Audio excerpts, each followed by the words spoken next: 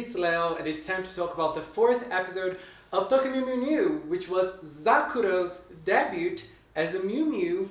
But before we talk about the episode itself, Lettuce stands like me. Lettuce is my favorite. I love her. Let's rise and rebel. Where is Lettuce's transformation? We are waiting. Where is it? Oh my god, she debuted in episode 2. It's episode 4 out of a 12 episode series, and we haven't seen her transformation. We haven't seen her attack either. Why? Why is she being excluded like that? I know in the original it kind of happened the same thing. We saw her appear in episode 3, and we didn't see her transform until later on.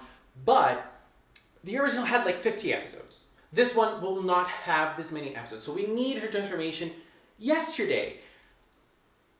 I am so angry. But even though I'm angry, I'm also very happy because this episode was way better than last week's episode. There were so many funny scenes. It was so great.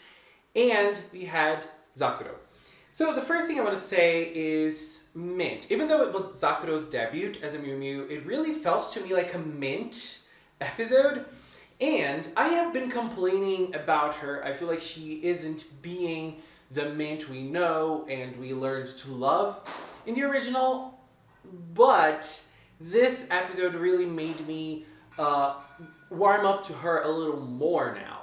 Because I feel like she is really blooming to be a great character. And I loved her so much in this episode. Her obsession with Zakuro, thankfully, is still there. Her meanie side isn't really present this time, but I mean, we still have the other great side of Mint, which is her Zakuro obsession. It was there in so many moments, so I love it.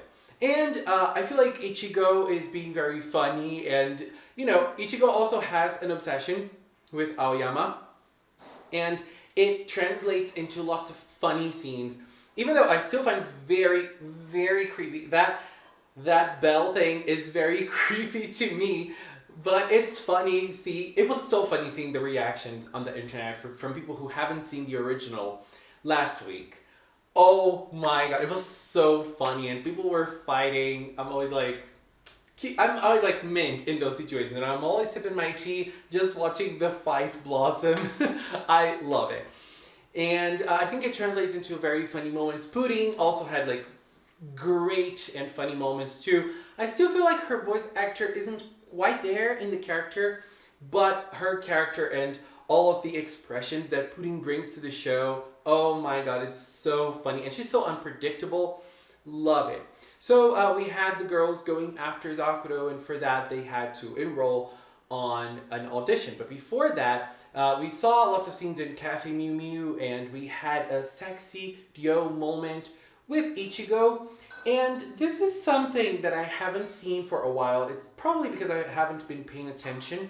Girls media usually has, like, not usually, but sometimes it has the harem scenario, and it definitely is present in MEW MEW. Ichigo has Aoyama, Ryo, and Kishu all for her. Like, they're all lined up for her.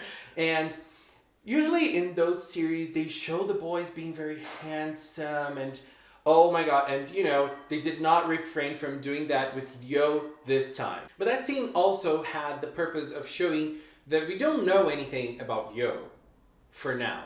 Ichigo doesn't know, but we don't know either. I mean, if you have been watching for the first time, and the purpose of the show is to tell the story for the first time, so the viewer doesn't know, and Ichigo doesn't know, so it like strikes something inside our minds, like, oh, Ryo's story has something behind it, and we are going to learn in the future.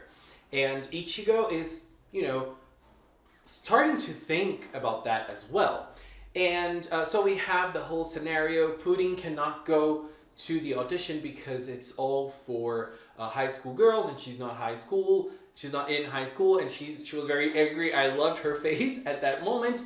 But we get to the audition itself, which was a great moment. We saw Ichigo, you know, daydreaming, and then Mint was also daydreaming, and that Mint wasn't really daydreaming, but like Ichigo was remembering how Mint was preparing herself. And I loved that scene because we could see Ichigo and Lettuce in the background every time.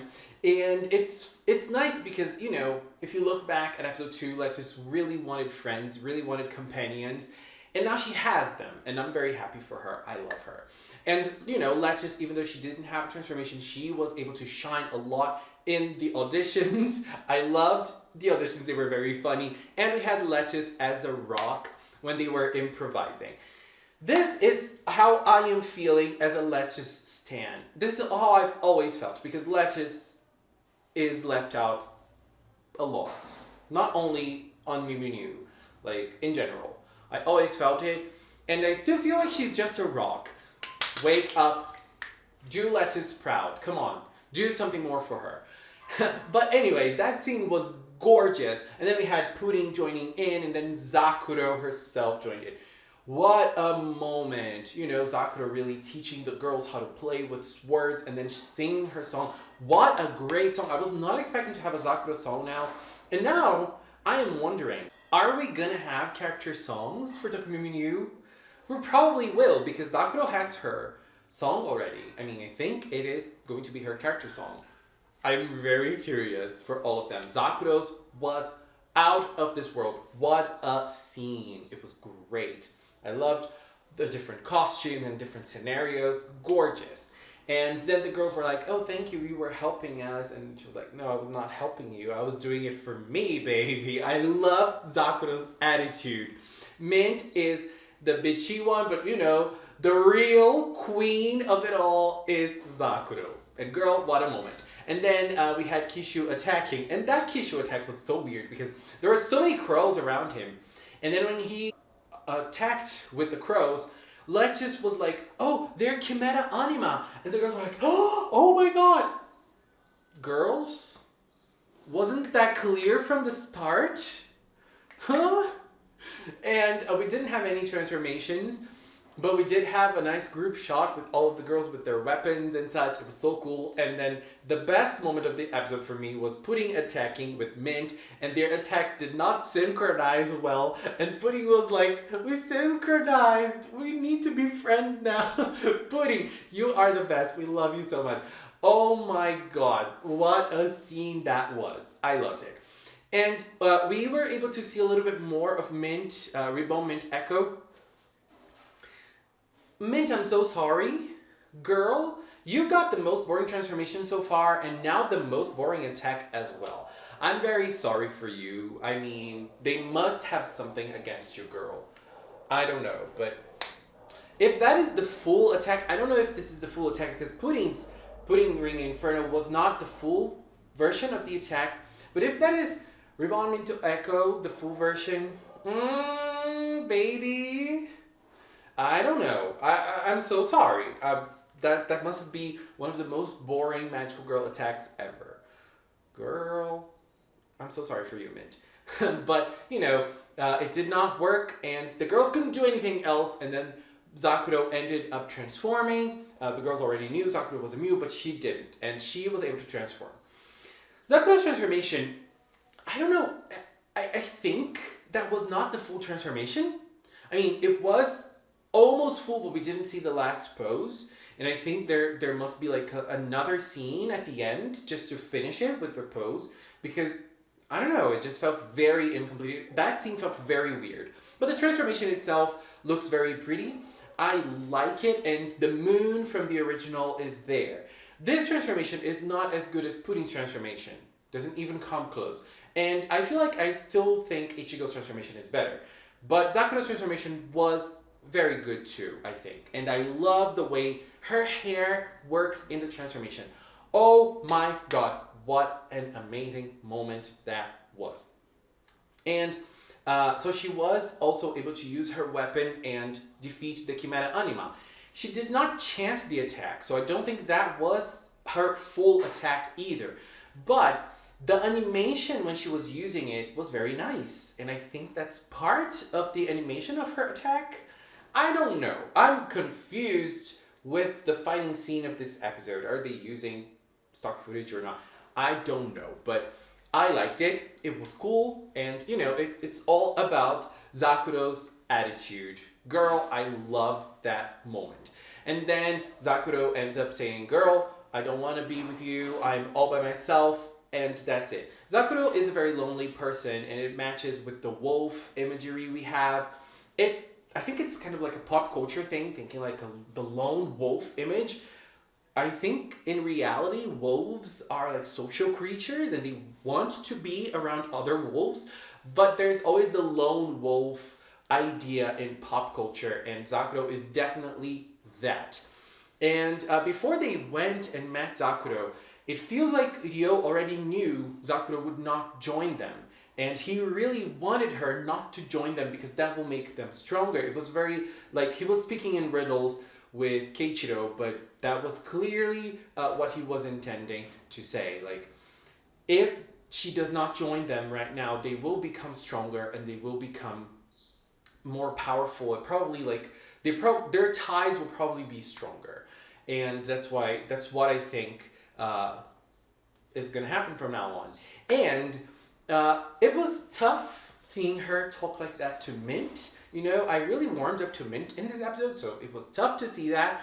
But Mint really needed to listen to that because, girl, she's a child. She was talking to a grown-ass woman, and, you know, she is an idol. She's an actress. She's probably overworked, overbooked because she's very famous. And she is, like, probably not interested in doing things, and she didn't even have the full information of protecting the world and everything else. But you know, she's very blasé, so she did not even bat an eye to being able to transform and defeat weird animals attacking her. Like, for her, that was just another step on her life. Girl boss, total girl boss about Zakuro.